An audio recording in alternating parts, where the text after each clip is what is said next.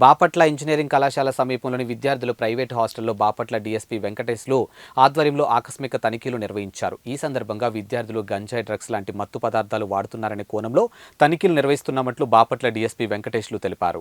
విద్యార్థులు చెడు వ్యసనాలకు బానిస కాకుండా మంచిగా చదువుకుని జీవితంలో ఉన్నత శిఖరాలకు చేరుకోవాలని సూచించారు. ఇక తనిఖీల్లో బాపట్ల పట్టణ రూరల్ సీఐలతో సహా ఎస్ఐలు, పోలీసులు 60 మంది సిబ్బంది పాల్గొన్నారు.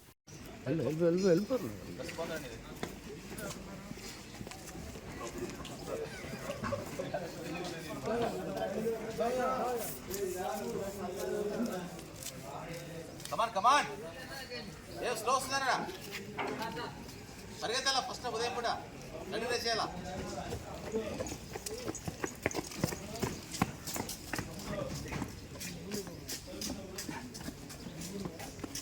పైకి వెళ్ళండి